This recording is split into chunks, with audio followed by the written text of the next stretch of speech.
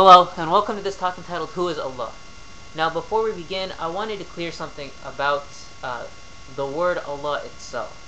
Now, Allah in Arabic is the word for God. If you go to, for example, a Christian church in Egypt, they will use the word Allah in Arabic to refer to God.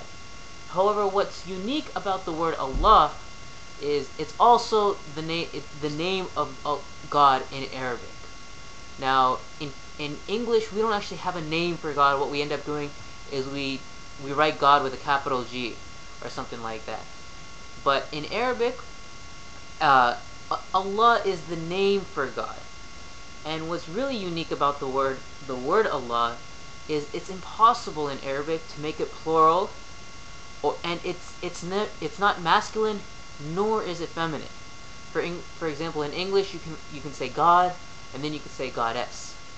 But God itself, in Arabic, is Allah, and you cannot make it plural. It's always singular.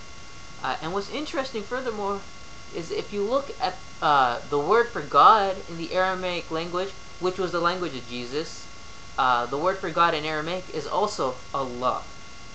Now, who is Allah? What's unique about Islam in its belief of God is that Islam completely differentiates the creator from the creation. No other religion truly does that. Islam completely differentiates it, and we are told to worship our creator and not to worship any creation. For example, I can't worship an idol and claim that I'm worshiping God. So, who is Allah? We are told in the Quran, which is the word of Allah, in which he says towards the end, قُلْ هُوَ اللَّهُ أَحَدٌ اللَّهُ الصَّمَدُ لَمْ يَلِدْ وَلَمْ يُولَدْ وَلَمْ يَكُنْ لَهُ كُفُوًا أَحَدٌ. Now, I said it in Arabic because the Arabic is the Quran. Now, when I say it in English, I'm saying the translation. Basically, I'm saying the translation of the meaning of the Quran, because as you know, when you translate something, there's tendencies for human error to occur. So, the chapter I just recited from the Holy Quran translates to the meaning of say He is one, say He is Allah the One. قُلْ هُوَ اللَّهُ أَحَدٌ. Now, what's unique about this word Al-Ahad, which is one of the names and attributes of Allah, is it means the One. But in Christianity, they refer to God as Al-Wahid, which also means the One. But Al-Ahad is unique, that it means the one and only. There's no two, there's no three, there's only one. Islam is truly monotheistic. Allahu Samad. Allah is the eternal, the absolute. Lam yalid wa lam yulad. He does not beget, nor was he begotten. So this is the concept of saying that God does not have a daughter or a son or a father or a mother or any family member like this. He doesn't have a cousin or a nephew or a grandfather. And to say something like this, to say that God has a son, or to say something along the lines, furthermore, that God rested on the seventh day after He created the heavens and the earth, or to say something along the lines that God fought with His creation, this is completely blasphemous. And it is an insult to God, the creator of the heavens and the earth, Allah. Lam yalid wa lam yulad wa lam yakul lahu kufuwan ahad. God did not beget, nor was he begotten, and there is none like him, unto him.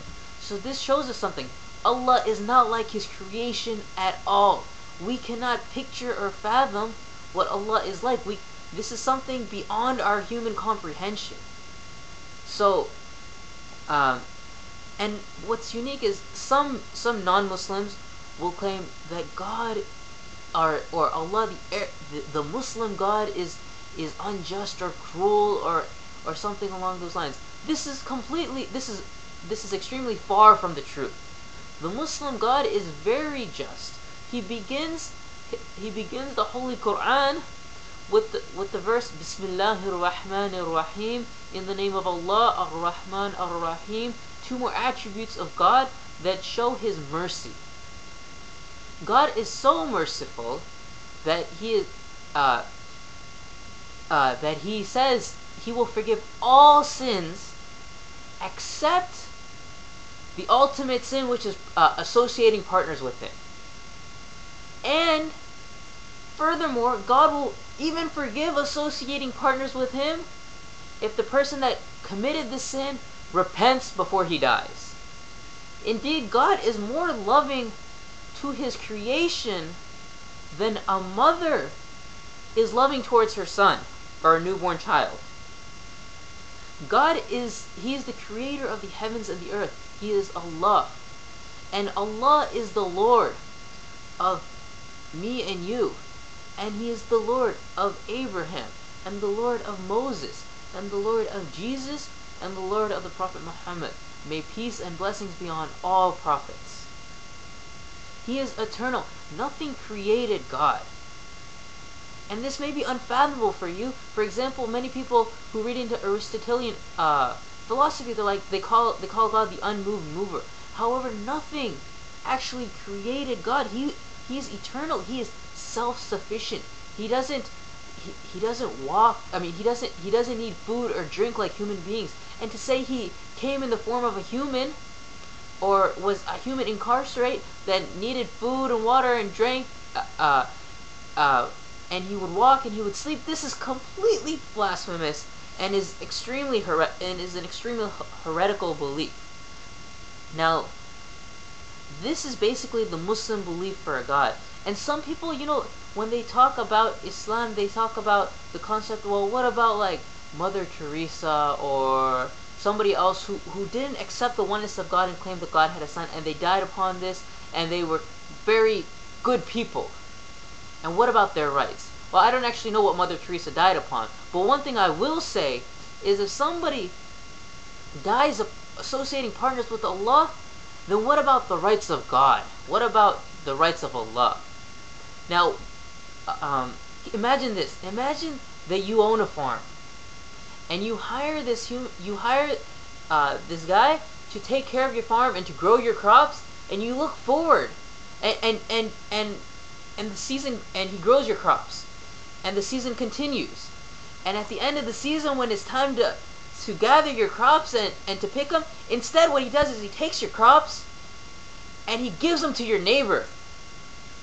Do you think you will be pleased with your farmer when he comes to demand his wages from you, even though he grew your crops, but he gave them away to somebody else, so you didn't even get anything?